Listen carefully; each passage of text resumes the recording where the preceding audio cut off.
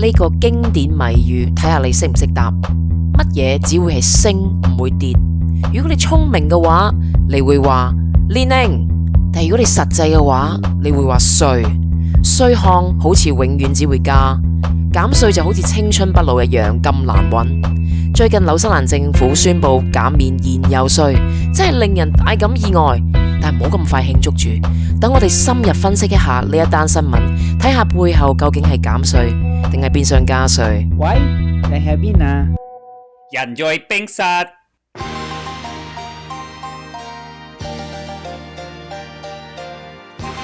大家好，娜姐喺度。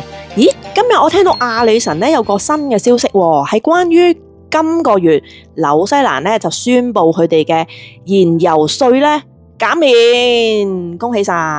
咁我哋咧經常咧喺呢個頻道咧都會投訴話，喂，生活成本好高啊，個生活有啲好困苦咁樣樣，所以咧今日我哋咧希望呢一個咧係一個好消息。咁阿里神，不如你同我哋詳細講下。係啦，我係阿里神，係啦。咁呢一單咧消息咧都幾有趣嘅。咁啊，最近咧 New Zealand Herald 咧就報道話，燃油稅可能喺2027年宣布呢一個取消嘅。咁咧，咁新嘅道路費咧將會咧收費啦。咁啊，運輸部部長 Simeon Brown 宣布，政府最快會喺2027年取消輕型車輛嘅燃油稅，即係每公升唔使再俾多過70仙嘅稅項啦。咦，聽落好似有數啊，但係會唔會有啲古怪呢？係，冇錯，的確係有啲地方咧係要注意嘅。不過咧，我答應你今日吓，最後咧都會有好消息嘅。不過唔好開心得太快。因為咧燃油稅咧將會被道路費咧去取代嘅，即係路費啊，即係 road user charges 嘅取代啦。咁大部分嘅司機咧依然會按照咧近呢個稅率嘅去俾呢個費用嘅，而且咧到2027年咧每公升咧預計咧會加多12仙。咁一架呢個輕型嘅車輛啊，好似電動車啊、hybrid 啊。柴油車啊，其實而家咧已經係俾緊路費噶啦。吓，有路費噶？我真係好似未聽過。咁係咪係啊？咁係咪真係話冇減過稅啊？咁喺澳洲咧，路費咧主要咧就係針對4.5噸嘅重型車輛噶。咁根據行駛距離咧嚟到計算噶。但係紐西蘭咧呢個路費咧，好似係全部車都要俾嘅喎。而家咧就唔係嘅，但係睇落嚟喺2027年咧就會發生咯。咁啊嗱，你講得啱啦。不過我哋一定要拆解一下咧，究竟我哋現時啊1公升嘅汽油咧，我哋嘅電車油咧，即係我哋入油咧，入邊咧係有幾多稅啊？咁我嚟拆解一下啦。咁咧呢一個嘅燃油消費稅咧就係7毫子。呢一個嘅 ACC 徵費咧6仙，呢個地方政府燃油稅6仙6，然後呢一個嘅燃油監控徵費7仙2，然後呢一個嘅排放交易計劃徵費14仙，然後呢個 GST 商品及服務稅咧3毫3嘅，咁合共咧就1.25，即係$1.25咧1個 litre。咁我哋而家暫時係2個5毫6啦，當今日咁啊有一半咧係稅項嚟嘅，咁剩低咧大概即係過3咧係成本啦，同埋分銷商嘅利潤啦，即係咁樣啦。咁樣啊？係。咁其實係咪原來有一半都係稅嚟㗎？絕對係。咁即係話，佢就算取消咗燃油消費稅，每公升70仙，係咁2個5毫6減翻70仙，咁即係1蚊8毫半每一個 litre。聽落係咪有着數呢？你呢條數係計得啱嘅，不過你就唔好開心住啦，因為咧運輸部部長 Simon Brown 宣布，不過司機唔好期待減稅，因為燃油稅會被呢個路費 Road User Charges 取代，預計喺2027年每公升要收多12 cent 係咪？咁我哋咧，不如你睇下咧 Road User Charges 係點樣計算啊？咁輕型車輛通常咧都係under 呢一個3500 kg 嘅車咧就要收費啦。咁啊 Road User Charges 就係咁樣收啦。咁啊呢度有個表咧可以計俾你睇嘅。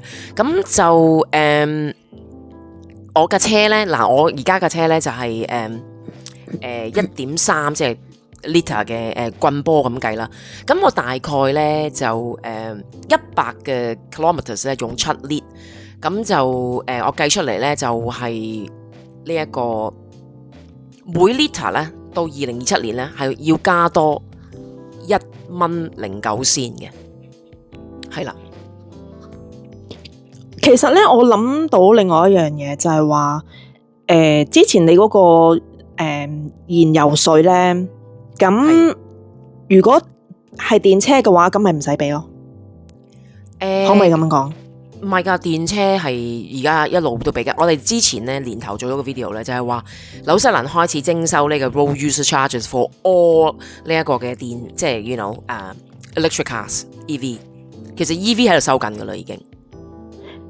就係因為佢嗰個燃油稅收唔到電車嘛，咁所以佢咪要改收路費咯。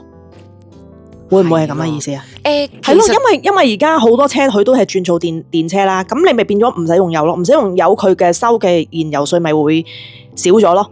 咁佢就直頭 cancel 咗呢個，就即係轉一轉咁樣樣，係你總之有車都要收你，咁你走唔甩啦嘛？係咪咁講啊？係噶，捆住你咯，係啊，咪係咯，除非你唔用車嘅啫。咁即係話減咗70仙每公升之後，又加翻1.09每公升，結果有冇着數咧？又冇着數咯，如果咁講。咁你睇條數都知道係嗱，你加1蚊1.09仙，但係減7即係7毫子，咁其實即係仲要俾多3毫俾以前喎。咁即係咧喺度玩字眼，喺度欺騙我哋呢啲咁樣嘅星斗市民咯。哇！咁你個政府咪即係好似騎住你嚟打劫咁咯？係噶，好似咧唔係淨係打劫呢啲最貴重嘅財物咯，係真係連底褲咧都要搶埋咯。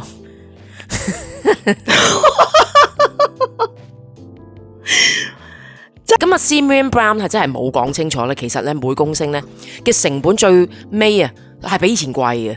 咁頭先我講啦，我架1.3公升嘅韓國車啦吓，棍波咧。到時咧係每公升加埋路費啊，噼里呱啦啊，就係要3蚊1 liter 嘅。係咁啊，架車咧用油嘅都唔同啊，每100嘅 kilometer 你就要用我以上嘅表自己計啦。明白，咁即係話，其實佢轉過個款嚟到收你錢嘅啫噃。係啊，喺度欺騙你咯，因為咧啲紐西蘭人投訴咗好多年，哇！你嗰啲即係嗰陣時候我哋前幾年我哋個工黨呢一個嗰個女子做我哋嘅Prime Minister 嗰陣時，佢加咗呢一個嘅燃油稅嘛。到而家啲人投訴，點解你淨係識加唔識減嘅？係啊，佢減俾你，但係佢另一個方法嚟到加翻落去咯，除非你唔用車嘅啫。係啦，咁頭先個表咧就其實我就冇加到嗰個12仙，因為佢提及過到會再加到12仙，但我計過咧喺我架車嚟講咧12仙咧就唔會 make 好多個 difference 咯。但係你要諗咯，成個紐西蘭啲車咧每一 liter 都加12仙，其實都幾和味嘅。咁樣係咪先？咁冇計啦，踩單車嘅啫喎。係啊，係咪先？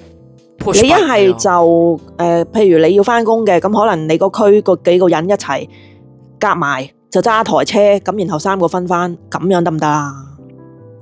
咁邊度隨便揾到幾個人都係去緊同一個方向先，咁仲有泊車呢？翻工咯，我嗰邊有嘅喎，真係，即係如果你講要諗辦法嘅話，辦法一定要諗咯，係啊，係啊，咁樣嘅，好。阿里神仲有冇補充？咁嗱，其實咧完全都唔會話冇得諗嘅，因為根據以上嘅 Road User Charges 嘅表格咧，咁呢一個嘅hybrid 車咧，係其實咧係喺成個表裏面係最平嘅。咁啊平過咧所有車嘅一半啊，大概咧每1000嘅 kilometers 咧只需要收38蚊，咁即係平咗50%。阿娜姐頭先你就講過話，哇carpool啦，咁呢個係咪你唯一一個嘅拆招方式？如果你係我哋紐西蘭人嘅話，我會選擇呢個public transport，踩單車唔係 public transport，好貴啊呢邊。我哋哦係啊，係啊，咁好難幫你喎。